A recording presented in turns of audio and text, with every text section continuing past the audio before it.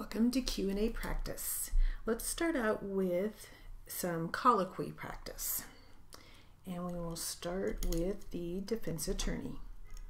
Ready? Here we go. If I may, go ahead. If you have a way to get staccato, if I may give a little bit of background, please. Okay.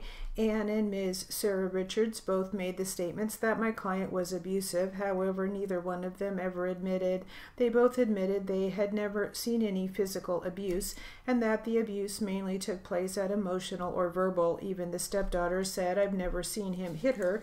And so it's important that when we talk about abuse, we are specific. There is no evidence that my client ever hit her.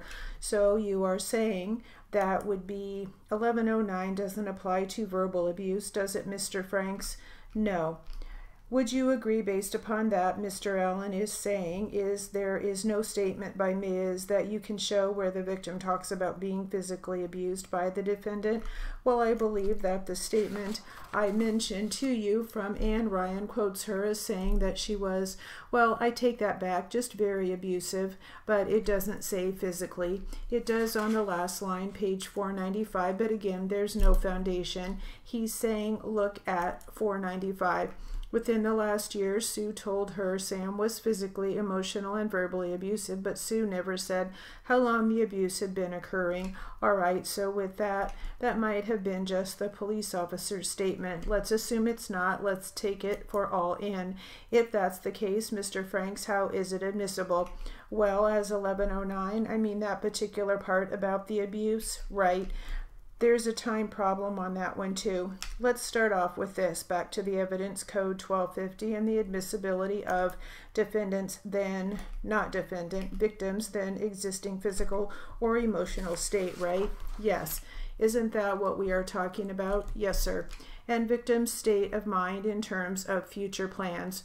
Right. Well, Mr. Franks, this is interesting because if she were afraid, then why she was afraid may be based upon the fact that she had been physically abusive to her in the past. I suppose one could examine it that way. So I could see that if we are talking about, and then you look at B, evidence is offered to prove or explain acts or conduct of the declarant. What's the act or conduct of the declarant that we are trying to show? We are not trying to introduce it for that purpose.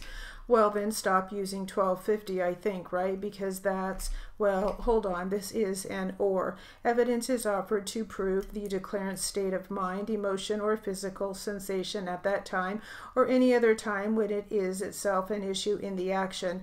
Now, how is her state of mind an issue? The reason it's relevant is it proves the defendant was lying during a portion of his interview with the police. In that interview, he tells the police that although the divorce was about to go through, it was just essentially a divorce on paper, that they still love each other, they still were very happy together, and they were still going to continue living together.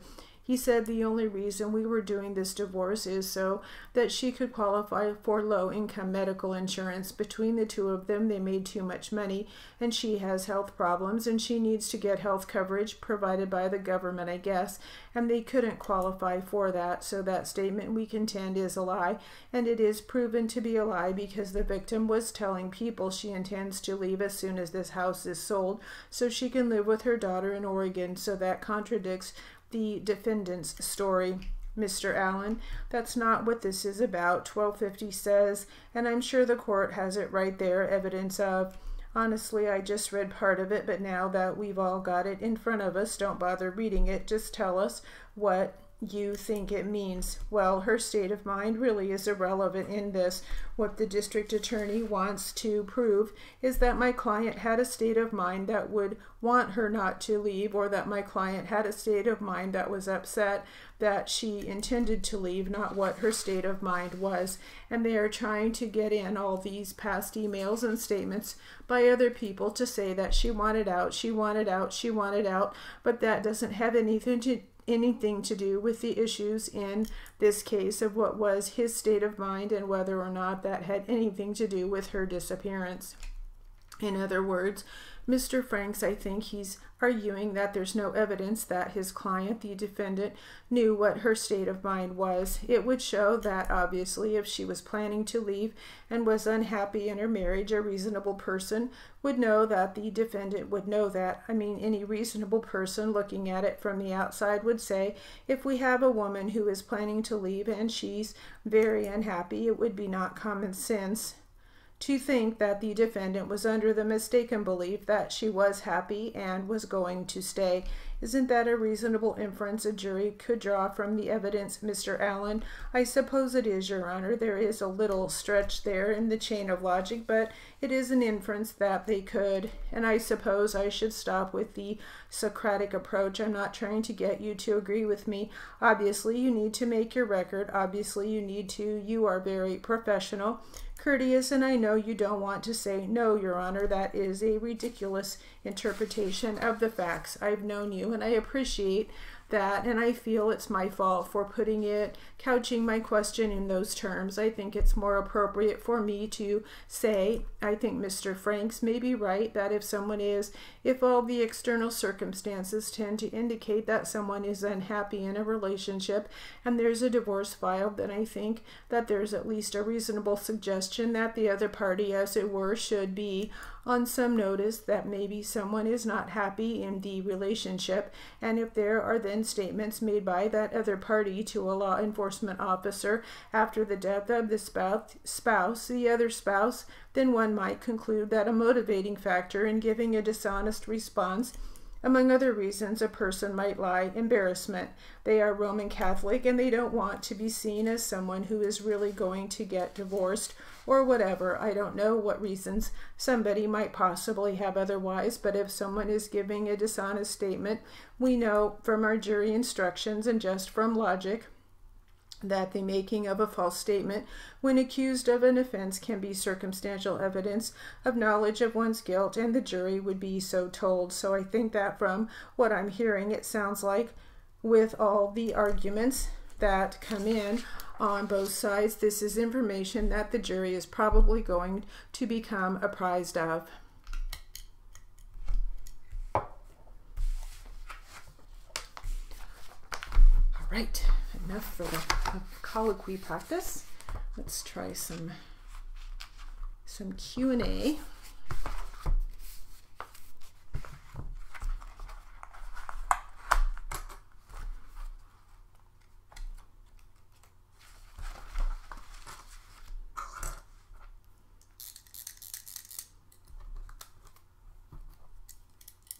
And we will start with the plaintiff attorney.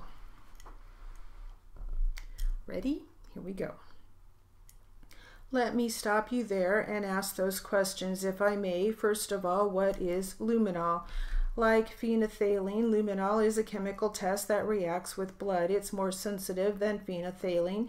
It can detect blood that you can't see if it's been washed or diluted, or if the specks are so small you can't really notice them. Luminol will allow you to see them. How do you spell luminol, please? Luminol. And how does it work? You need to have the area you are treating dark.